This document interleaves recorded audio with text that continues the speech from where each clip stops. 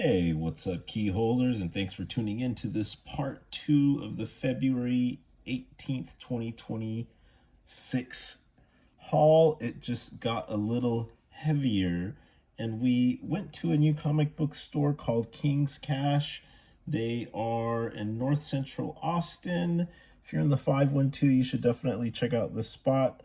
I'm going to probably be ordering some of my subscriptions from them since they are a lot closer. They're pretty much the closest shop that I have to my house. They're 7 minutes, which is very convenient. So really the only issue I picked up for comic book day at this shop that they had was the Detective Comics 575 Batman Year 2 Part 1. As you can see, this is a blank cover. I love blank covers so much, and these do tend to go for quite a bit because artists do look for these to make drawings and stuff like that.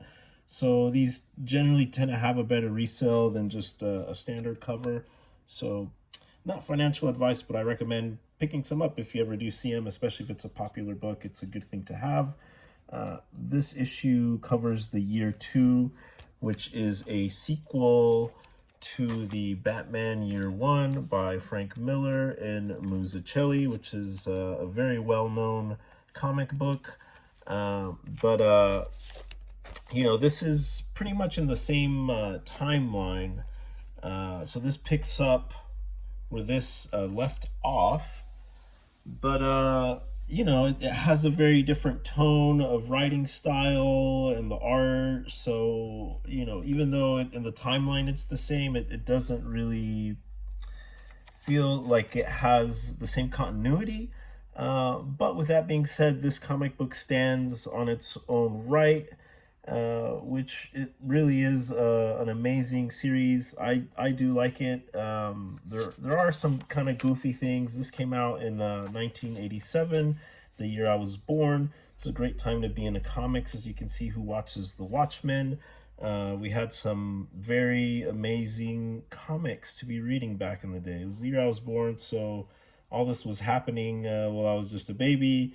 But as I got older, this stuff stuck around and became classics and hits that we know of today. So, the Detective Comics 575 Batman Year 2 basically covers the early years of Batman, and they had a vigilante, the Reaper, since before Batman, and this Reaper decides to come back, and Batman ends up getting involved with it as he is falling in love with Rachel, who is wanting to become a nun. So there's kind of some love interest and tension.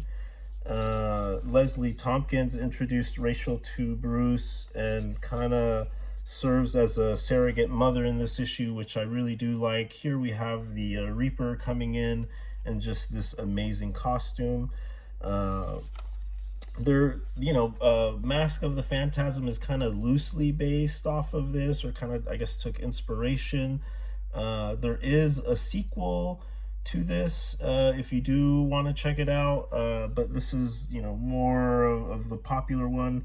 Trying to find all 4 issues. It's about $150 for the first print on eBay, so it's very hard to get these. Every comic book store I go to, they don't have them, so that just lets you know that these are sought after.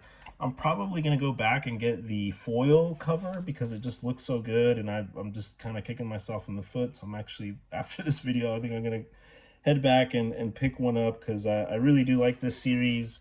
Even though it has its things, there are some very beautiful quintessential moments with Alfred and Leslie here, and where Batman is able to be himself.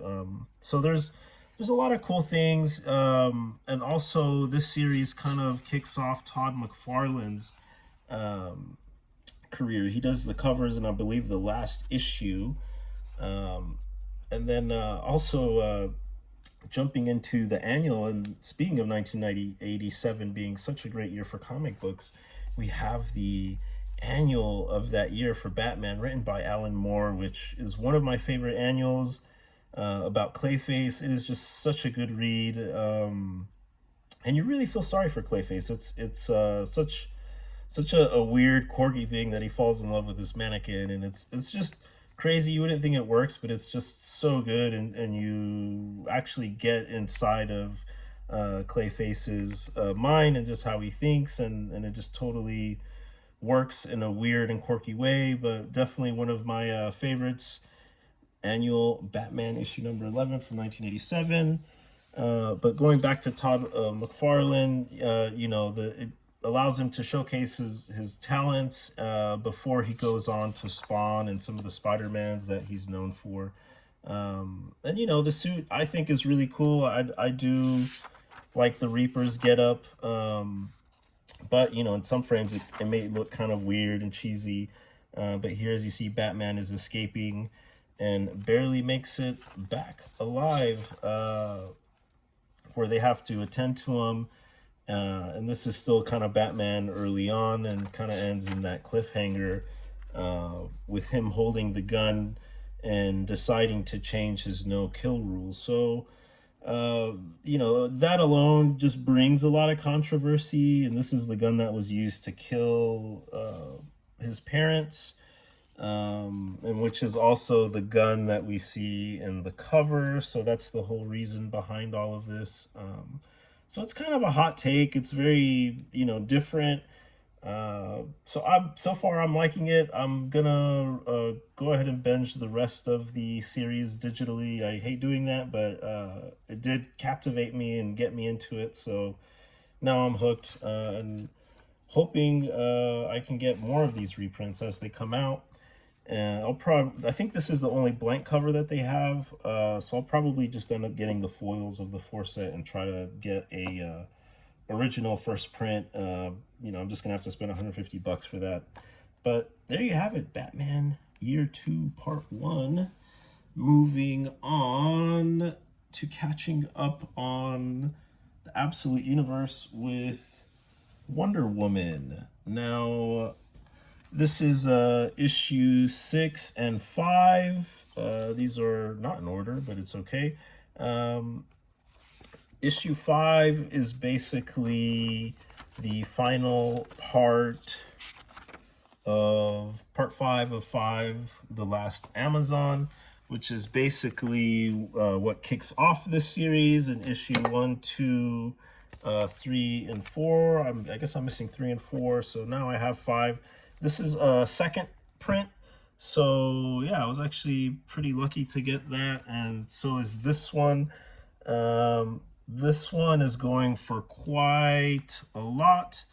This really does have a good closure for the series and kind of the origins of her getting the lasso, which has this very cool cover, which I really like. It's very iconic, and the artwork in this is very fun, and kind of what you're used to seeing from the get-go, and you have great moments with Pegasus. But overall, this is a very action-packed, and there are a lot of story arcs, so it's very busy, and it's a fun read, and it's a great way to close it. Also, if you saw my Absolute Wonder Woman annual for their first issue, you will hear me talk about the Medusa and why she decided to turn into Medusa with the lasso that she got. This is the lasso origin story, and it's to defeat her enemies and turning them into stone. So yeah, this is a great closure to the first story arc that we have. So definitely something to pick up and look after, either in trade paperback or single issues. But let's go on to this issue number 6. This, I believe, print 1 is going for like $30 on eBay at the moment. These second prints are going for about $15 to $20, which is crazy to me because it's a second print. But now that they've gotten, I don't know, 6 prints at this point, these are kind of getting sought after. This is the first of Mattia, who I believe Sherman did this cover, but Mattia did this issue, and it's very sought after because it's just so cinematic. The artwork is just so insane, much like the annual. It just has that same vibe. But this is the first time we were introduced to this artwork, so it kind of has a very different contrast. This is a 1 and 2 parter, the lady or the tiger. But yeah, Mattia just freaking kills it, and we were able to showcase his amazing talents in this issue with just a photorealistic, hyper 3D cinematic view, and his renditions of Diana, which are also, you know, they're different, but I do like them, and she just looks like such a warrior, and just the way the gods are portrayed, it's just so amazing. I mean, look at this. It looks real. It's fantastic. But one of the reasons why this is such a sought after issue is because it's the origins of Pegasus. So there's a lot of going on, a lot of flashbacks. So it's kind of a very heavy scripted and a lot of setups, since it's a new story arc and kind of the origin story of Pegasus, which is just a fantastic way to introduce this character into the series with just such amazing artwork.